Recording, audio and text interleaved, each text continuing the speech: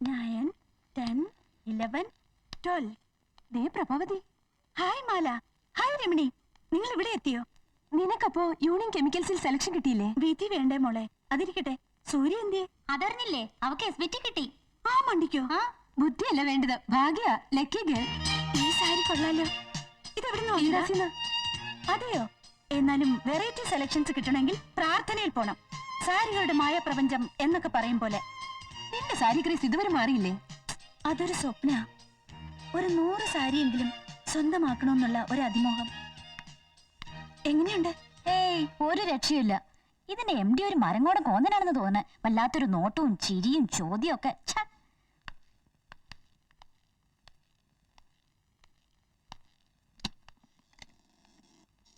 പ്രഭാവതി, ഇരിക്കൂ.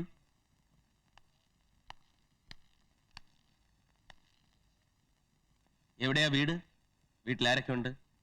എന്തിനു വേണ്ടിയാണ് ഈ ജോലിക്ക് ശ്രമിക്കുന്നത്? എന്റെ വീട് തൃക്കാരിയൂർ. ഞങ്ങൾ 5 മക്കളാ. കൂടാതെ അമ്മയും മുത്തശ്ശനും ഉണ്ട്. അച്ഛൻ മരിച്ചുപോയി. പിന്നെ ഈ ജോലി ജീവിക്കാൻ വേണ്ടി, സമൂഹത്തിൽ മാന്യതയ്ക്ക് വേണ്ടി. ഞാൻ മാറാത്തനേഷ്യസ് കോളേജിലാണ് പഠിച്ചത്. ഡിഗ്രിക്ക് ശേഷം അഡീഷണലായി സെക്രട്ടറിയൽ കോഴ്സും പാസ്സായിട്ടുണ്ട്. സാർ, ഈ സർട്ടിഫിക്കറ്റുകൾ നോക്കണം. എന്റെ 3 ചെറിയ ചോദ്യങ്ങൾക്ക് മിസ് പ്രഭാവതി ഒരുപാട് ഉത്തരങ്ങൾ നൽകി കഴിഞ്ഞു. കുറച്ചോവറായില്ലേ എന്നൊരു ഡൗട്ട്. ക്ഷമിക്കണം സാർ, പല ഇന്റർവ്യൂകളിൽ പങ്കെടുത്തിട്ടുള്ള എന്റെ ശീല. ചോദിക്കുന്ന ക്വസ്റ്റ്യൻസ് ഒക്കെ ഏതാണ്ട് കാണാപ്പാടാ.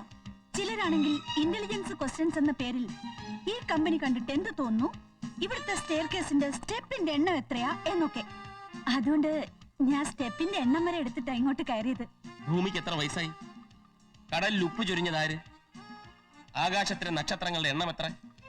പ്രായപൂർത്തിയായ ഒരു കഴുതയുടെ കൊമ്പിന് എത്ര നീളം വരും?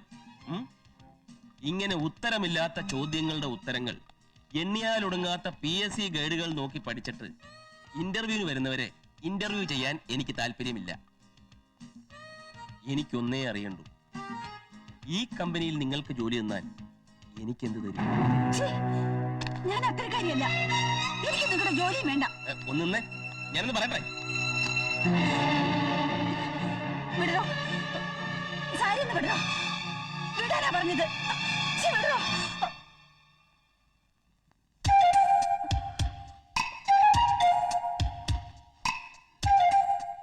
സോറി സാർ, ഞാൻ വിചാരിച്ചു. എന്ത് വിചാരിച്ചു? സാരി പിടിച്ചതാണെന്ന്. ഒരുപാട് ഇന്റർവ്യൂകളിൽ പങ്കെടുത്ത് ശീലിച്ച മിസ് പ്രഭാവതിക്ക് ഇത്തരമൊരു തെറ്റിദ്ധാരണ വന്നതിൽ അതിശയിക്കാനില്ല. എന്റെ ചോദ്യം എന്താണെന്ന് തനിക്ക് മനസ്സിലായില്ല. ഈ സ്ഥാപനത്തോടുള്ള ആത്മാർത്ഥത, കൃത്യനിഷ്ഠ, അതാണ് ഞാൻ പ്രതീക്ഷിച്ച മറുപടി. Anyway, now you can go. Sir, ഈ ജോലി എനിക്ക് തരാൻ ഉദ്ദേശിക്കുന്നുണ്ടെങ്കിൽ ഇപ്പോഴേ പറഞ്ഞേക്കണം. ഇല്ലെങ്കിൽ വെറുതെ എന്തിനാ അപ്പോയിന്റ്മെന്റ് ഓർഡറും പ്രതീക്ഷിച്ച് പോസ്റ്റ്മാനി കാത്തിരിക്കുന്നത്? നെക്സ്റ്റ്.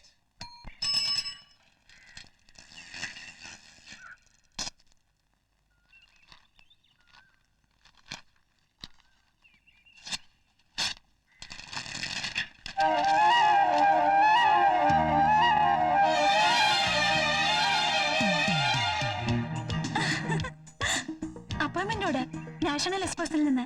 അമ്മേ, ചേച്ചിക്ക് ജോലി കിട്ടി. എന്തേ, വിശ്വാസമായില്ലേ?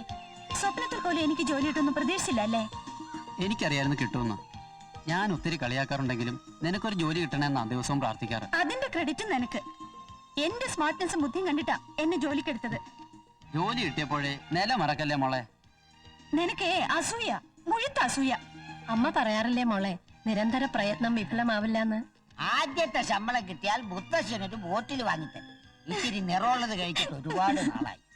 ആദ്യത്തെ ശമ്പളം കിട്ടിയാലുടൻ ഞാനിവനെ ഒരു നല്ല തൂമ്പ വാങ്ങി കൊടുക്കും. പറമ്പൊക്കെ ഒന്ന് വൃത്തിയായിട്ട് കിളക്കട്ടെ.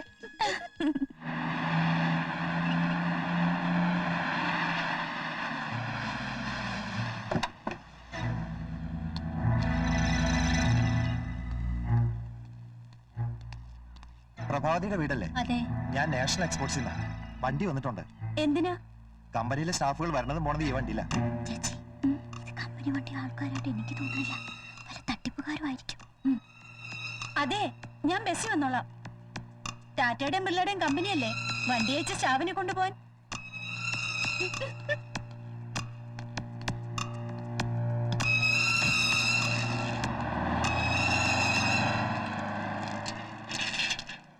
നീ എന്താ വണ്ടി പോവാഞ്ഞ്? അത് നാഷണൽ സ്പോർട്സിന്റെ വണ്ടിയല്ലേ? ദൈവമേ, കമ്പനി വണ്ടി തന്നെയാ. പഞ്ച്വാലിറ്റിയുടെ കാര്യത്തില് എന്റെ സ്ട്രിക്റ്റാ. ഈ മുത്തസിന്റെ വാക്ക് കേട്ട് ഞാൻ പെരുവഴിയിലായാലും എന്റെ ഈശ്വരാ. ചേട്ടാ ചേട്ടാ, എന്നെ ഒന്ന് സ്കൂട്ടറിൽ കൊണ്ടുവിടോ. ഫസ്റ്റ് ഡേ തന്നെ ലേറ്റ് ആയിട്ട് ചെന്ന പ്രോബ്ലം ആവും. അയ്യോ ഞാൻ ആ വഴിക്കല്ല. ഒന്ന് കൊണ്ടുവിടടാ, നിന്റെ പെങ്ങളല്ലേ? ആണോ? അടിജിയാണ്. വാ.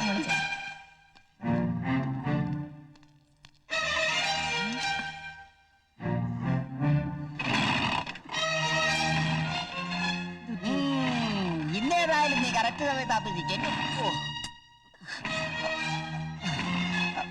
ഒരു minute.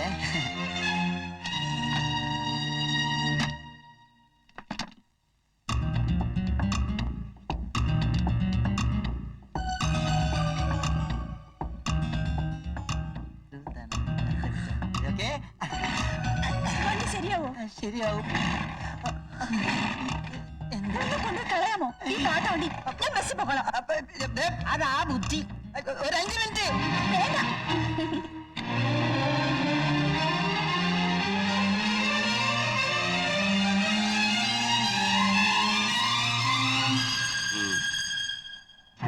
Good morning sir. Good morning, sir. Morning.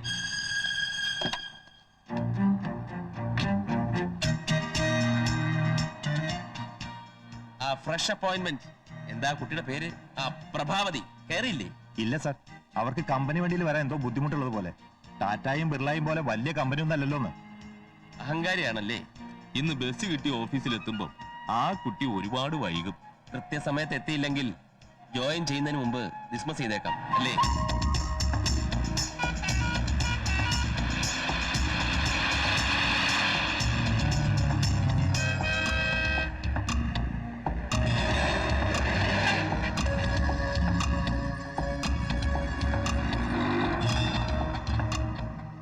National exports വരെ പോണം. എത്രയാവും? 60 രൂപ.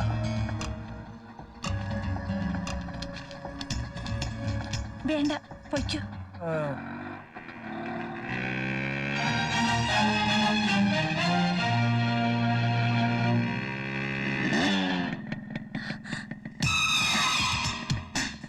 ഒരു ലിഫ്റ്റ് തരൂ ടൗണിലേക്ക്. ഒരു lift തരുമോന്ന്? Please.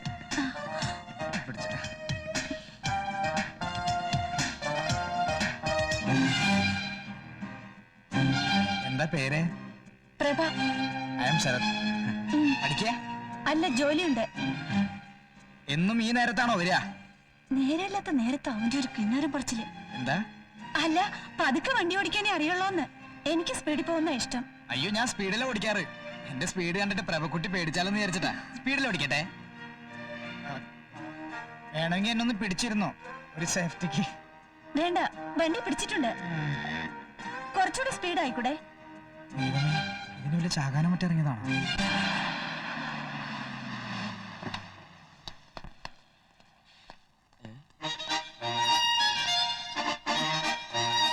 Good morning sir. Good morning.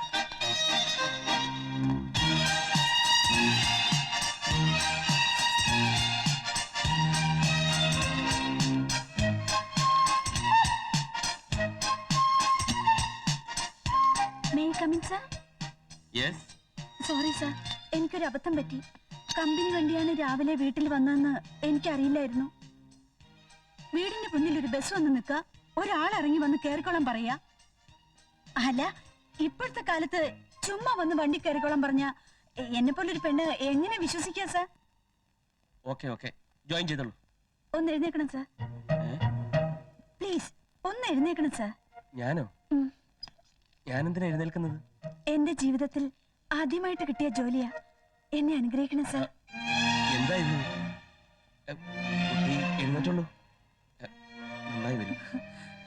അമ്മ പ്രത്യേകം പറഞ്ഞിരുന്നു സാറിന്റെ അനുഗ്രഹം വാങ്ങിയിട്ടേ ജോയിൻ ചെയ്യാവൂന്ന്. കുട്ടിയുടെ അമ്മ ടീച്ചറായിരുന്നു അയ്യങ്കാവ് സ്കൂളിൽ.